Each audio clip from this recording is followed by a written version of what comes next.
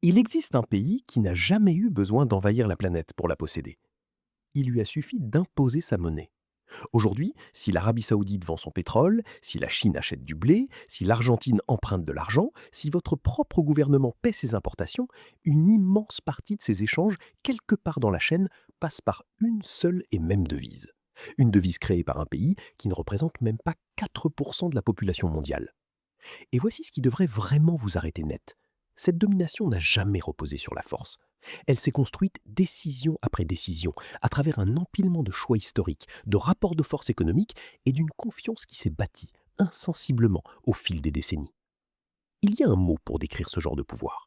Ce n'est pas de la diplomatie, ce n'est pas de la force militaire, c'est quelque chose de bien plus silencieux et de bien plus efficace. Un empire monétaire. Comment une monnaie nationale a-t-elle pu devenir, en quelques décennies à peine, le sang qui irrigue l'économie de 7 milliards d'êtres humains? Et surtout, si demain, un matin, le monde entier décidait de s'en passer, que se passerait-il pour les États-Unis? Et que se passerait-il pour vous? Pour comprendre ça, il faut d'abord comprendre une chose que presque personne ne sait. Le dollar n'a pas toujours régné. Un autre empire monétaire l'a précédé. Un empire qui semblait lui aussi absolument indestructible et qui s'est effondré en une seule génération. Cette histoire commence par une chute, et cette chute va tout expliquer. Pour comprendre pourquoi le dollar est aujourd'hui tout puissant, il faut d'abord comprendre comment on perd ce pouvoir.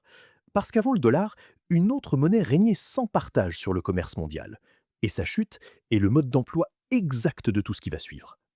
Avant le dollar, il y avait la livre sterling. Pendant plus d'un siècle, cette monnaie n'était pas simplement acceptée dans le monde entier. Elle était la référence quasi incontournable du commerce international. Un quart des terres émergées de la planète appartenait à l'Empire britannique. Ces banques finançaient les récoltes en Argentine, les mines en Afrique du Sud, les chemins de fer en Inde. Londres n'était pas seulement une capitale, c'était le cœur battant de l'argent mondial. Personne en 1900 n'aurait imaginé que cet empire puisse un jour s'effondrer. Et pourtant, en l'espace de 30 ans à peine, il allait perdre l'essentiel de sa suprématie. Tout commence avec une guerre censée durer quelques mois et qui va s'enliser 4 années dans la boue des tranchées. Pour la financer, le Royaume-Uni emprunte massivement. Et il emprunte, ironie de l'histoire, auprès d'un pays encore considéré comme secondaire sur l'échiquier mondial, les États-Unis. Retenez bien ce détail. Il va tout expliquer plus tard. Le Royaume-Uni sort de cette guerre victorieux, mais financièrement à genoux. Ces colonies, elles, commencent déjà à réclamer leur indépendance. Puis vient la Seconde Guerre. Et cette fois, le coup est fatal. Pour tenir face aux bombardements, pour continuer à acheter des armes et de la nourriture, le gouvernement britannique va faire quelque chose d'inimaginable pour la première puissance mondiale. Vendre, un par un, ses actifs à l'étranger, et une partie de son or, simplement pour survivre. Mais voici le vrai twist de cette histoire, celui que les livres d'histoire oublient trop souvent de raconter. Pendant que Londres brûlait sous les bombes du Blitz, à des milliers de kilomètres de là, un pays était en train de devenir, presque en silence, la plus grande machine industrielle que l'humanité ait jamais connue. Les usines américaines tournent jour et nuit. Elles produisent des chars, des avions, des navires, de la nourriture pour la moitié de la planète en guerre. À la fin du conflit, ce pays représente à lui seul près de la moitié de toute la richesse produite sur Terre. Un empire s'effondre sous vos yeux. Un autre est en train de naître dans l'ombre. Et en 1944, alors que la guerre touche à sa fin, ce nouveau géant va convoquer le reste du monde dans une petite ville de montagne pour signer, en 3 semaines à peine, un accord qui va redessiner l'économie de la planète pour les 8 décennies suivantes.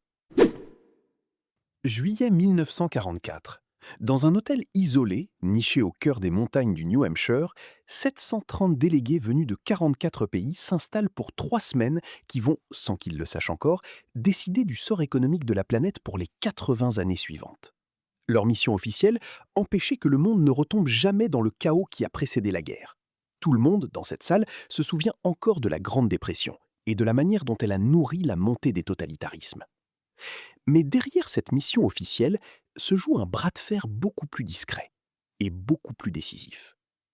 D'un côté, John Maynard Keynes, l'esprit le plus brillant présent dans la pièce, mais représentant un pays ruiné, à genoux, qui négocie depuis une position de faiblesse historique. De l'autre, Harry Dexter White, représentant la seule grande puissance à sortir de cette guerre plus riche qu'elle n'y est entrée. Vous savez déjà, sans qu'on ait besoin de vous le dire, qui va l'emporter. Le résultat de ces 3 semaines de négociations tient en une idée redoutablement simple, presque anodine sur le papier, et dont personne à l'époque ne mesure encore l'ampleur réelle. Le dollar américain devient la seule monnaie directement convertible en or, à un taux fixe. Toutes les autres monnaies du monde sont désormais arrimées, non plus à l'or directement, mais au dollar lui-même. Précisons un point souvent oublié. Cette convertibilité en or n'est pas offerte à monsieur ou madame tout le monde. Elle est réservée aux banques centrales étrangères et à certains gouvernements, seuls habilités à échanger leurs dollars contre le trésor américain. Prenez une seconde pour vraiment mesurer ce que cela signifie. À partir de cet été 1944, pour qu'un franc, une livre ou un mark ait une valeur reconnue à l'international, il doit désormais passer par un intermédiaire obligatoire, le billet vert. Le dollar ne devient pas une monnaie parmi d'autres ce jour-là. Il devient la règle du jeu elle-même. De cet accord naissent 2 institutions que vous connaissez sans doute déjà, sans forcément en connaître l'origine exacte. Le Fonds monétaire international, chargé de voler au secours des pays en difficulté, et la Banque mondiale, chargée de financer la reconstruction puis le développement. Voici le détail que presque personne ne relève jamais. Ces 2 institutions s'installent à Washington. Elles fonctionnent en dollars. Et les États-Unis, principal financeur, y détiennent de fait un droit de veto sur les décisions les plus importantes. En l'espace de 3 semaines, dans un hôtel de montagne, le dollar vient de passer du statut de simple monnaie nationale à celui d'épine dorsale du système financier mondial. Mais ce système, aussi magnifique paraisse-t-il sur le papier, repose en réalité sur une promesse qui va s'avérer de plus en plus difficile à tenir. Une faille structurelle que presque personne, en 1944, ne veut voir. Et cette faille va exploser au grand jour 27 ans plus tard, en direct, devant des millions de téléspectateurs. Dans les années 1960, Washington dépense sans compter. La guerre du Vietnam engloutit des sommes colossales. Les grands programmes sociaux du gouvernement en engloutissent tout autant. Pour financer cette dépense effrénée, Washington combine plusieurs leviers à la fois. Des déficits budgétaires records, des émissions massives de dettes et une politique monétaire de plus en plus accommodante, ce qui revient dans les faits à multiplier les dollars en circulation. Le problème, c'est que toute la crédibilité du système signé en 1944 repose sur une promesse extrêmement simple. Chaque dollar détenu par une banque centrale étrangère doit, en théorie, pouvoir être échangé contre de l'or, à un taux fixe. Mais plus les dollars en circulation se multiplient, moins cette promesse tient debout. Imaginez un restaurant qui distribue des milliers de tickets repas, tout en sachant très bien qu'il n'a de quoi nourrir que quelques centaines de clients. Tôt ou tard, quelqu'un va se présenter au comptoir et exiger d'être servi. Un économiste belge, Robert Triffin, avait théorisé ce piège dès le début des années 1960. Pour que le reste du monde dispose d'assez de dollars pour commercer, les États-Unis devaient maintenir des déficits permanents. Mais plus ces déficits grossissaient, moins la promesse de convertibilité en or paraissait crédible. Ce paradoxe porte aujourd'hui son nom, le dilemme de Triffin. Et c'est exactement le piège dans lequel le système entier est en train de s'enfoncer. Certains pays flairent le problème avant les autres. La France, sous la présidence du général de Gaulle, prend une décision audacieuse. Elle exige de convertir concrètement ses réserves de dollars en or physique, sonnant et trébuchant. D'autres pays lui emboîtent le pas. Des cargaisons entières de lingots quittent alors les coffres-forts américains. Et voici le chiffre qui aurait dû glacer le sang de n'importe quel responsable de la Réserve fédérale en 1971. À la fin de la Seconde Guerre mondiale, les États-Unis détenaient environ les 2/3 de tout l'or disponible sur la planète. En 1971, il ne leur en reste plus qu'une fraction. Le système est en train de se vider par en dessous. Et tout le monde, désormais, le sait. Le 15 août 1971, un dimanche soir, le président Richard Nixon interrompt la grille des programmes télévisés pour s'adresser directement à la nation, sans prévenir personne au préalable. Ce qu'il annonce tombe comme un coup près, unilatéralement, sans concertation avec le reste du monde. Les États-Unis suspendent, du jour au lendemain, la convertibilité du dollar en or. Ce moment restera dans l'histoire sous un nom presque cinématographique, le Nixon Shock. Prenez une seconde pour mesurer ce qui vient réellement de se produire, en direct, sous les yeux du monde entier. La monnaie la plus utilisée de la planète vient en un seul discours de perdre son unique ancrage tangible. Plus d'or, plus d'argent, plus aucune matière première derrière chaque billet. Sa valeur ne repose désormais plus que sur une seule chose, la confiance qu'on veut bien lui accorder. À l'époque, de nombreux économistes redoutent l'effondrement pur et simple du dollar, même si tous ne partagent pas ce pessimisme. Comment une monnaie sans aucun ancrage physique pourrait-elle rester la référence de l'économie mondiale? Le scénario catastrophe ne s'est pas produit. Et une des raisons, largement sous-estimée à l'époque, c'est qu'un autre système, presque invisible, s'était déjà développé en parallèle, en dehors de tout contrôle américain direct, le marché des eurodollars. Ce sont tout simplement des dollars déposés dans des banques situées hors des États-Unis, principalement en Europe, et qui circulent librement d'une banque à l'autre sans jamais transiter par le territoire américain. Ce marché, apparu dès les années 1950 pour des raisons politiques et pratiques, avait déjà pris une ampleur considérable en 1971. Il avait fait du dollar une monnaie mondiale, bien au-delà du seul cadre de Bretton Woods, et allait continuer à alimenter la demande mondiale pour le billet vert, même après le choc de 1971. Personne, à ce moment précis, n'avait pleinement anticipé qu'un nouvel ancrage était déjà en train de se dessiner. Non plus dans un métal enfermé dans des coffres, mais dans la ressource la plus stratégique du XXIe siècle, celle qui fait littéralement tourner le monde entier. 1973. Une guerre éclate au Moyen-Orient. En représailles au soutien occidental à Israël, les grands pays producteurs de pétrole du Golfe prennent, d'un commun accord, une décision qui va faire trembler l'économie mondiale. Ils ferment le robinet. Le résultat est immédiat et brutal. Le prix du baril explose. Aux États-Unis, des files interminables s'étirent devant les stations-service. Les économies occidentales, totalement dépendantes du pétrole importé, s'effondrent en récession. L'histoire retiendra ce moment sous le nom de premier choc pétrolier. Pour Washington, c'est un électrochoc. Une leçon brutale vient d'être apprise en quelques semaines. La vraie puissance, au XXe siècle, ne réside plus seulement dans l'or enfermé dans un coffre. Elle réside dans l'énergie qui fait tourner les usines, les voitures, les avions du monde entier. C'est à ce moment précis que se joue l'un des rapprochements les plus discrets et pourtant les plus déterminants de toute l'histoire économique moderne. En 1974, des représentants américains négocient avec l'Arabie saoudite une série d'accords de coopération économique et militaire. Les détails précis de ces négociations restent aujourd'hui encore partiellement classifiés, et certains de leurs aspects continuent de diviser les historiens. Mais leurs grandes lignes sont documentées. Les États-Unis s'engagent à fournir au Royaume protection militaire et équipements de défense de pointe. En échange, l'Arabie saoudite continue de facturer l'écrasante majorité de ses exportations de pétrole en dollars, comme elle le faisait déjà depuis des décennies, et réinvestit une part importante de ses revenus pétroliers dans des actifs américains, en particulier des bons du Trésor. Arrêtez-vous une seconde sur ce que cela signifie vraiment.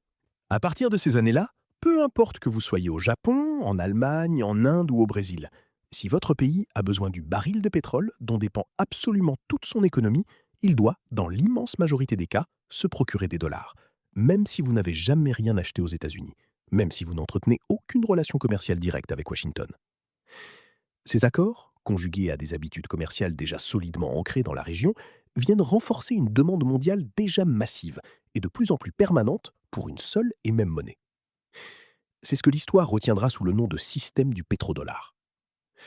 La plupart des grands exportateurs de pétrole, au sein de l'OPEP, continuent eux aussi, dans les années qui suivent, de facturer l'essentiel de leurs propres exportations en dollars.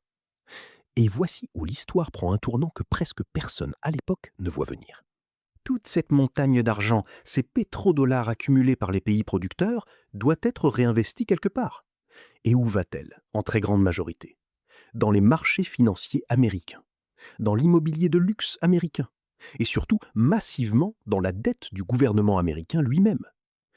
Autrement dit, les États-Unis viennent de trouver un moyen d'emprunter, année après année, à des taux extraordinairement bas, financés par l'argent même que le reste du monde leur envoie pour acheter du pétrole. Le pays qui venait de perdre son ancrage en or trouve presque au même moment un ancrage économique encore plus puissant. Et pendant que ce cercle presque parfait se referme sur l'économie réelle, un autre phénomène, beaucoup plus discret, est en train de transformer une simple rue de New York en centre nerveux absolu de la finance planétaire. Grâce à Bretton Woods, au marché des eurodollars, puis au système du pétrodollar, une quantité proprement gigantesque de capitaux libellés en dollars circule désormais aux quatre coins du globe. Et tout cet argent a besoin d'un endroit où être investi, prêté, échangé, multiplié. Cet endroit, c'est Wall Street. Dans les décennies qui suivent les années 1970, les marchés financiers américains deviennent tout simplement les plus profonds, les plus liquides et les plus sophistiqués de toute la planète. On peut y acheter, y vendre, y échanger presque n'importe quel actif financier imaginable, à n'importe quelle heure, avec une facilité qu'aucun autre pays au monde ne parvient à égaler. Et voici le mécanisme presque vicieux qui va tout verrouiller pour des décennies. Plus les marchés américains sont liquides, plus les investisseurs du monde entier veulent y placer leur argent. Plus ils y placent leur argent, plus ils ont besoin de dollars pour le faire. Et plus la demande de dollars augmente, plus ces marchés deviennent liquides. Les économistes ont un nom pour ce genre de mécanisme, un effet de réseau. Une monnaie devient plus utile, presque mécaniquement, à mesure que davantage de gens l'utilisent déjà. Un peu comme un réseau social où tout le monde reste, simplement parce que tout le monde y est déjà.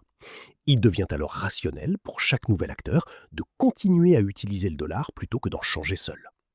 Un cercle qui se nourrit lui-même, indéfiniment, sans jamais vraiment s'épuiser. Au cœur de ce système trône un actif en particulier, les bons du Trésor américain, la dette émise par le gouvernement des États-Unis. Cet actif devient, aux yeux du monde entier, l'une des références du placement jugé sans risque. Banques centrales, fonds de pension, assureurs, un très grand nombre de grandes institutions financières de la planète en détiennent, d'une manière ou d'une autre. Ce statut hors norme a même un nom, forgé dès les années 1960 par un ministre français excédé par ce qu'il observait: le privilège exorbitant du dollar. Et ce privilège tient en une seule phrase, presque injuste tant elle avantage un seul pays. Les États-Unis peuvent s'endetter massivement, dans leur propre monnaie, à des taux avantageux, année après année, sans subir aussi brutalement les crises de change, qui, régulièrement, mettent à genoux d'autres nations lourdement endettées en devises étrangères. Imaginez que vous soyez presque seul en position d'émettre la monnaie que le reste du monde utilise pour vous rembourser vos propres dettes. Vous pouvez emprunter des sommes considérables, année après année, sans craindre aussi rapidement de faire faillite. C'est, à peu de choses près, la position dans laquelle se trouvent les États-Unis depuis un demi-siècle. Mais la puissance du dollar ne s'arrête pas aux salles de marché de Manhattan. Elle s'étend silencieusement jusque dans les coffres-forts les plus gardés du monde, ceux des banques centrales elles-mêmes. Aujourd'hui encore, la grande majorité des réserves de change détenues par les banques centrales de la planète sont libellées en dollars. Le chiffre exact, selon les dernières données du Fonds monétaire international publiées fin 2025, environ 57% de l'ensemble des réserves de change officielles mondiales, sur un total qui dépasse aujourd'hui 13 000 milliards de dollars. Laissez ce chiffre s'installer une seconde. Plus de la moitié de l'argent que chaque pays de la planète met de côté pour se protéger d'une crise n'est même pas dans sa propre monnaie. L'euro arrive loin, très loin derrière, avec à peine 20%, le yen japonais plafonne autour de 6%, et le yuan chinois, malgré la puissance économique colossale de la Chine, ne pèse encore qu'une fraction marginale de ses réserves. Ce chiffre a certes reculé au fil du temps, il dépassait les 70% au tout début des années 2000, mais il reste de très loin écrasant. Pourquoi ? Pourquoi des dizaines de pays, y compris certains qui n'apprécient guère la politique étrangère américaine, continuent-ils d'empiler des dollars dans leurs coffres ? 3 raisons, et aucune n'est sentimentale. D'abord, la liquidité. En cas de crise, un pays peut vendre des montagnes de bons du Trésor américain presque instantanément, sans faire s'effondrer leur prix. Presque aucun autre actif au monde n'offre cette garantie. Ensuite, la stabilité perçue. Malgré ses propres tempêtes, l'économie américaine continue d'être vue comme l'une des plus solides et des plus prévisibles de la planète. Et enfin, la raison la plus puissante de toutes, le commerce mondial lui-même se fait en très grande partie en dollars. Une banque centrale a besoin de dollars pour défendre sa propre monnaie en cas d'attaque spéculative ou tout simplement pour permettre à ses entreprises d'importer les matières premières dont dépend son économie. Voici ce que peu de gens réalisent vraiment. Le pétrole, mais aussi le blé, le cuivre et souvent l'or lui-même sont la plupart du temps cotés et échangés en dollars sur les marchés internationaux. Résultat, presque contre-intuitif quand on y réfléchit sérieusement. 2 pays qui n'entretiennent aucune relation directe avec les États-Unis, disons le Brésil et l'Indonésie, vont très souvent utiliser le dollar comme monnaie intermédiaire pour commercer entre eux. Ce n'est écrit dans aucune loi. Aucun traité international n'oblige personne à faire ça. C'est devenu, avec le temps, une habitude si profondément ancrée qu'elle en paraît presque naturelle. Et cette habitude, en apparence inoffensive, va donner aux États-Unis un pouvoir que presque personne, en dehors des cercles de pouvoir, ne soupçonne réellement, celui de transformer leur propre monnaie en arme géopolitique. Pour que l'argent circule entre les banques du monde entier, il faut un langage commun, un système de messagerie sécurisé capable de faire transiter des ordres de paiement d'un continent à l'autre en quelques secondes. Ce système s'appelle SWIFT. À l'origine, rien ne prédestinait SWIFT à devenir une arme. Le réseau est basé en Belgique, il n'appartient pas aux États-Unis. Mais parce que le dollar domine le commerce mondial, la plupart des transactions internationales qui transitent par ce réseau finissent tôt ou tard par être compensées via le système bancaire américain, ne serait-ce qu'un bref instant. Et c'est précisément là que réside la vraie puissance de Washington. La grande majorité des paiements en dollars, où qu'ils aient lieu sur Terre, finissent à un moment ou à un autre par transiter par une banque américaine ou par le système de compensation américain. Ce qui donne aux États-Unis un droit de regard, et souvent un droit de blocage, sur une part considérable du commerce mondial. Légalement, Washington peut interdire à une banque étrangère d'utiliser le système financier américain, si celle-ci traite avec un pays, une entreprise ou un individu placé sous sanction. Pour une grande banque internationale, être coupé de l'accès au dollar équivaut presque littéralement à une mort commerciale. C'est exactement ce qui est arrivé à l'Iran, à la Corée du Nord, et plus récemment, à une échelle sans précédent, à la Russie, après l'invasion de l'Ukraine en 2022, quand plusieurs de ses plus grandes banques ont été expulsées du réseau SWIFT en l'espace de quelques jours. Mais voici l'effet secondaire, presque ironique, que les stratèges américains n'avaient peut-être pas totalement anticipé.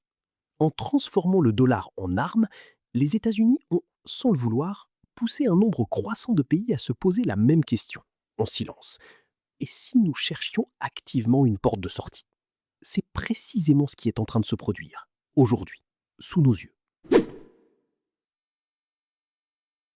Depuis plusieurs années, un groupe de pays tente, ouvertement cette fois, de desserrer l'emprise du dollar sur leur économie. On les appelle les BRICS, un acronyme né en 2001 pour désigner les grandes économies émergentes et qui s'est depuis élargi à de nouveaux membres, dont l'Iran, l'Égypte, les Émirats arabes unis ou l'Éthiopie. Leur objectif, affiché sans détour lors de leur sommet, construire des alternatives crédibles au système financier dominé par Washington. La Chine, en particulier, a développé son propre système de paiement international, baptisé CIPS, pensé comme une alternative partielle à SWIFT pour les transactions en yuan. Elle pousse aussi, depuis des années, à l'internationalisation de sa propre monnaie dans ses échanges commerciaux. Alors, où en est-on vraiment? Il est temps de regarder les chiffres bien en face, sans exagération, sans minimisation non plus. D'après la Banque des règlements internationaux, la part du yuan chinois dans le volume total des échanges de devises mondiaux est passée d'environ 2% en 2013 à près de 9% en 2025. C'est une progression réelle, loin d'être négligeable. Mais voici le détail qui change complètement la perspective. Cette part reste sans commune mesure avec le poids économique réel de la Chine dans le commerce mondial. Et elle reste dérisoire comparée au dollar, qui demeure, directement ou indirectement, présent dans près de 90% de l'ensemble des transactions de change mondiales. Autrement dit, le yuan avance, mais il avance lentement, et depuis un point de départ extrêmement bas. Pourquoi une telle lenteur, malgré une volonté politique aussi affirmée? Trois obstacles structurels, presque impossibles à contourner à court terme. D'abord, le contrôle des capitaux. La Chine encadre étroitement les flux d'argent qui entrent et sortent de son territoire. Or, pour qu'une monnaie devienne véritablement une monnaie de réserve mondiale, les investisseurs étrangers doivent pouvoir y entrer et en sortir librement, à tout moment, sans autorisation préalable. Ce n'est aujourd'hui toujours pas le cas du yuan. Ensuite, la confiance juridique. Un investisseur qui achète des bons du Trésor américain sait que ses droits de propriété seront protégés par un système judiciaire indépendant. Sur ce terrain précis, la confiance envers le système chinois reste, pour beaucoup d'investisseurs internationaux, bien plus fragile. Enfin, la profondeur des marchés. Il n'existe à ce jour aucun marché obligataire sur Terre aussi vaste, aussi liquide, aussi ouvert que celui de la dette américaine. D'autres tentatives de contournement existent en parallèle. Des accords commerciaux bilatéraux réglés en monnaie locale entre l'Inde et la Russie, entre le Brésil et la Chine, ou encore des discussions, encore embryonnaires, autour d'une éventuelle monnaie commune pour l'ensemble des BRICS. Mais jusqu'ici, aucune de ces initiatives n'a réellement menacé la position dominante du billet vert. Certaines analyses montrent même quelque chose de contre-intuitif, presque déroutant. Les tensions géopolitiques les plus récentes, loin d'affaiblir le dollar, ont paradoxalement renforcé son usage à court terme, les investisseurs s'y réfugiant précisément en période d'incertitude. Le monde qui cherche à fuir le dollar finit encore aujourd'hui par s'y réfugier dès que les choses tournent mal. Reste une dernière force, plus récente, plus imprévisible. Une force qui pourrait un jour rebattre les cartes bien plus profondément que n'importe quel sommet des BRICS. Depuis une quinzaine d'années, les crypto-monnaies sont régulièrement présentées comme le grand tueur du dollar.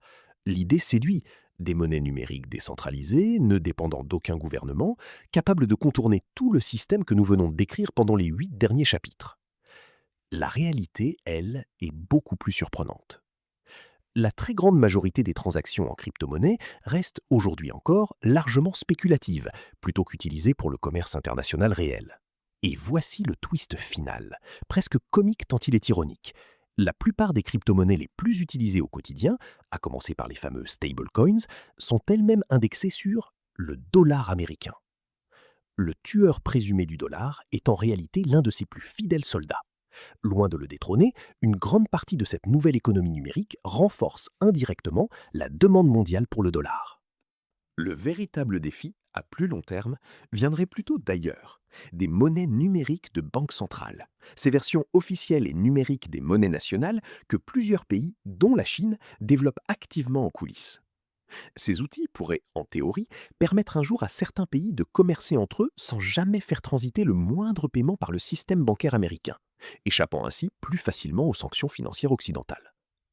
Mais construire à l'échelle mondiale une infrastructure alternative complète, adoptée massivement par des dizaines de pays, capable de rivaliser avec 8 décennies d'architecture financière bâtie autour du dollar, cela prendra, si cela arrive vraiment un jour, encore de très nombreuses années. Alors, pourquoi le dollar domine-t-il le monde? Parce qu'il s'est retrouvé, au sortir de la Seconde Guerre mondiale, au centre d'un système monétaire construit sur mesure pour lui. Parce qu'un marché parallèle, celui des eurodollars, a démultiplié sa circulation bien au-delà des frontières américaines. Parce qu'il s'est ensuite ancré, durablement, dans le commerce mondial du pétrole. Parce que les marchés financiers américains sont devenus, avec le temps, les plus profonds et les plus liquides de toute la planète. Et parce que cette domination s'auto-alimente depuis près d'un siècle, portée par un puissant effet de réseau, plus le monde utilise le dollar, plus il en a besoin. Ce système offre aux États-Unis un avantage économique que presque aucun autre pays au monde ne peut espérer égaler un jour.